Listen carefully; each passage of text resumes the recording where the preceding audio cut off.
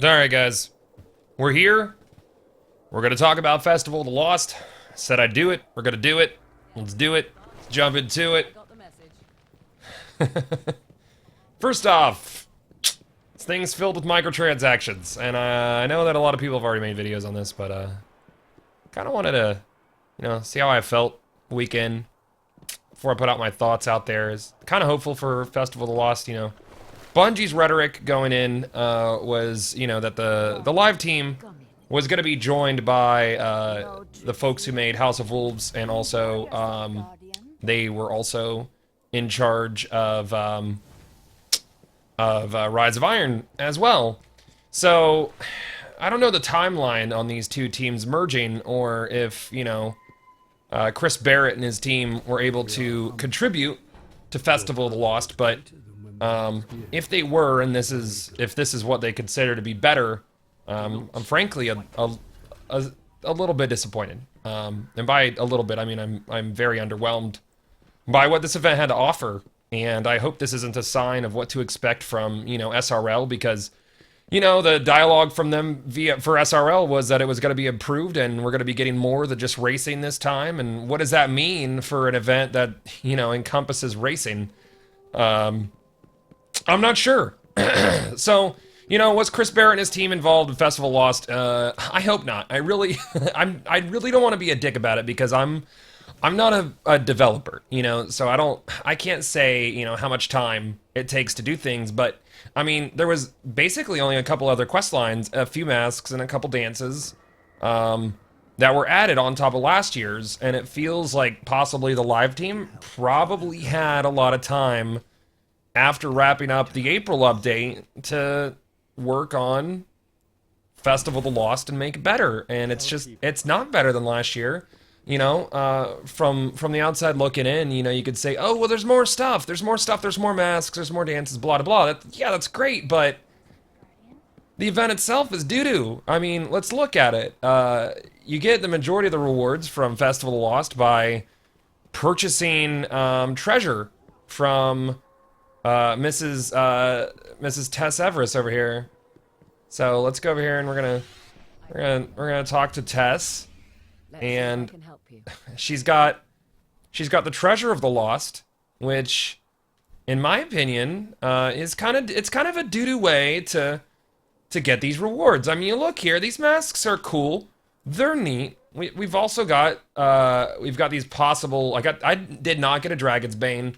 I did not get Hoodoo, a wolf mask, or the Sparrow. I got none of these, but I got everything else, and I think I spent around $25. Yeah, I know, I'm part of the problem. I know, but I'm like, I want to see what the drop rates were. I got the Ghost and the Deviled Ghost pretty quickly, but I digress. Most of this stuff is microtransaction, and I mean, that's an issue, dude. Like, what I love about Destiny is fucking playing Destiny. Destiny shines when you're out there killing monsters and playing the game. And this is an event, and I know Bungie needs to make their buck, dude, but I'm gonna counter offer this whole situation. Here's how I would have fixed Festival of Lost, dude. Because this whole setup right here, we're not actually playing the event. There's a couple quests where you go out and you collect candy or whatever, you kill people with a mask on. Yay. Cool. Underwhelming. Underwhelming, dude. So, make us actually go out and play the event. Put a mask on, go out there, collect candy. What should we do with candy? Candy, in my opinion, should be exchanged for reputation. Festival of Lost reputation, in which that you would take over to Eva Levante, who is the rep quartermaster. Let's call her the Festival of the Lost quartermaster. And every time you rank up with Festival of Lost, based on how much candy you get, you should have gotten one of those treasures that Miss Tess Everest has, which inside there it should have had your masks and your sparrows and everything that you could have gotten from the treasure. You should have gotten from rank rep ups. So how does Bungie make their buck? Well, dances should have still remained as a staple of the Eververse company. So I think people would have purchased their dances. I would have put a few more emotes in, and I think people would have purchased them. There were more emotes last year at this time. I know this is when they launched emotes. I'm pretty sure around this time. last year. There should have been a few more emotes in. And on top of that, I would have put Festival Lost rep boosters.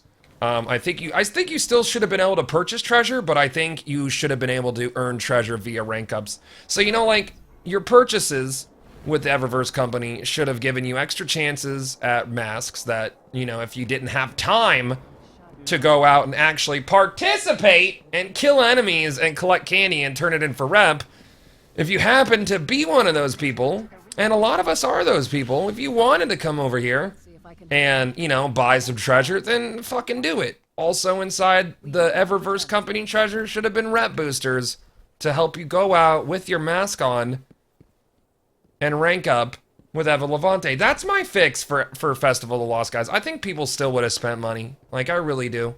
I think the hardcore players still would have purchased extra treasure. I think they would have bought all their dances. Shit, you could have kept the Sparrow exclusive to Eververse treasure, but that would have been fine. But as far as the masks and everything that's basically inconsequential, ghost shells and stuff, man, that stuff should have been earnable. We should have been able to have our masks on. Like, I don't even wear a mask. Like, this event is going on and I'm not even wearing a fucking mask the whole time. And that's silly. Do I have any in my inventory? I don't even have a goddamn mask in my inventory. Eva Levante. That's how lackluster this event is. And I'm sorry, live team. I love you guys. You did a bang up job on the April update. I loved it. I was happy with it. Had a good time. You know, that's why? Because we played the update. I didn't sit in front of Eververse and, you know, fucking press X and square and shit and whatever it is.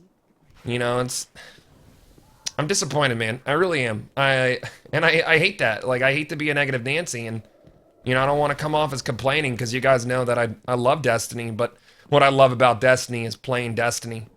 And buying shit from Eververse Trading Company, that is not playing Destiny. And I've made a lot of excuses because, you know, before it was just like dances. You know, it's like, oh, I don't care if you buy a dance. I'll fucking throw money for a dance, but it's getting out of hand, Bungie. You know? I hate to use the term slippery slope because a lot of my buddies used that term back in the day, and I gave you the benefit of the doubt, and I'm going to keep playing your game because I love it, and I love the community. Obviously, it's a big part of what I do on my channels, but I swear, man, don't fuck up this next event. I swear it, dude. Let me know what you guys think about Festival. The cost is pretty disappointing, huh? They could have done so much with so little, but they just did so little with so little. Like, let me play the game. I want to play the video game. I want to put on my Siva helm and go out and do raids and get like bonus candy for doing the raid with lower light, and then take that candy back, get rep, and get a ghost that way, and grind the game. This game fucking it shines when you're grinding. Like, this year is the least grindy this game has been, and it's also the least enjoyable I think it's been. I still like shooting things, and I still enjoy Crucible, but the day-to-day actions are not as alluring to me anymore, because everything is so simple to get. Like, you could throw money at the screen and get it. It's silly. You know, the raid hands you loot like candy, and I was never really that person that bitched about drop rates. You know, I agree that, you know, in year one, it was a little bit unforgiving, but I think right now it's a little bit too ultra giving. That's another video. Well, we got SRL on the horizon, and I hope it's not bad. I really do hope it's not bad. And you know, looking forward to Destiny 2, obviously. I mean, I think that's their opportunity to reset this whole thing and rewrite their story, but Festival of the Lost was not the right thing to do. The way they handled it was bad, and that's my official review of it. Thank you guys for watching, and I'll see you guys back inside of Destiny. Peace.